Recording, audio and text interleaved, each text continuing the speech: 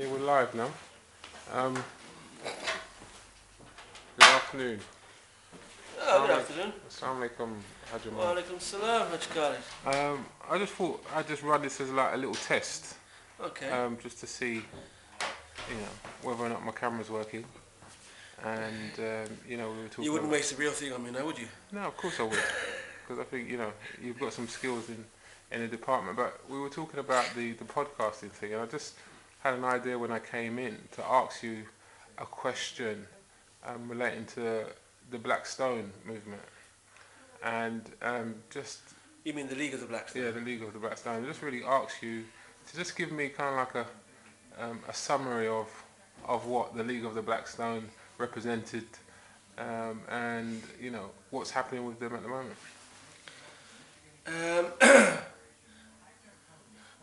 I'll say some of what it represented. It represented almost a recreation of the northern thrust, if you like, of the original Morabitu movement that went from North Africa into Spain, whereas the southern thrust went from sort of down into West Africa. And in a sense, it's a recreation of the southern movement in one sense.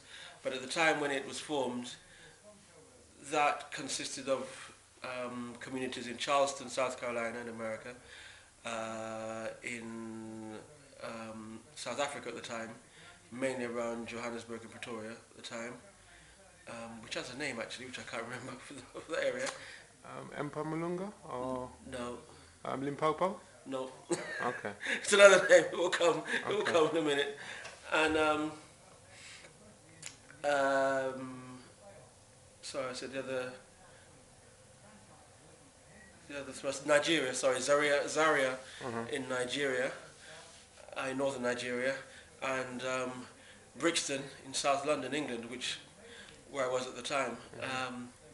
And the Brixton people under Uthman Ibrahim Morrison, we became the sort of centre of it, the people that were connecting all the strands together. Okay. And at that time we sent out, and this would have been early 90s I think, we sent ambassadors to the States, to Charleston, to South Africa, to Nigeria. I was one of them sent to Nigeria. And it was really just bringing within the sort of what was considered then the general Morabitu movement, international Morabitu movement.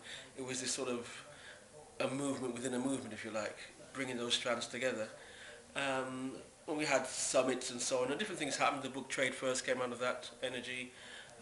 Forbidden Dialogues came out of that energy. The original book written by Uthman Morrison. And now things have moved on a lot. Things have moved on a lot in the way people have moved on, and the key people who, like myself and others, are now in Norwich. And so although everything's relevant, everything that came out of that movement is still relevant, and we talked about markets, and we talked about economics, and we talked about leadership, particularly within Africa and in the African diaspora, if you like. Those things are still relevant, but they're also they're relevant everywhere. They're as relevant in Norwich as they are in Brixton, as they are in South Africa, as they are in Nigeria, as they are in Indonesia. So, we're not schizophrenic. Mm-hmm. It's the same message. We're still talking about markets and the need for open markets, still talking about the need for proper leadership.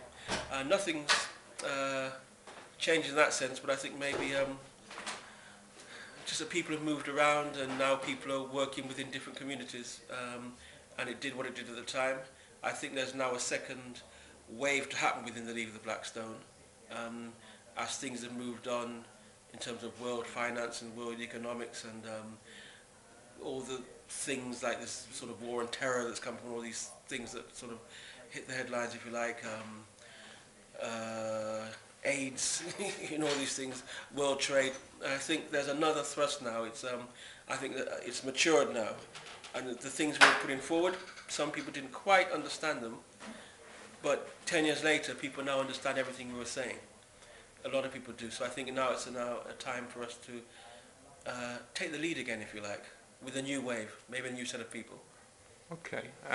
So in relation to now the advancement of the digital platform, as we know, as the internet, and what they call Web 2.0, and we were previously discussing podcasting. Um, do you think it would be a good idea for a part of that renewal, let's say, in terms of some of that information being discussed and put up on the internet to enable people to access some of the knowledge and the themes that you were promoting back then? Well, if they're in a copy of Trade First, you'll see that one of the things called for in that very first publication, Trade First, one of the global objectives was about setting up a global media, I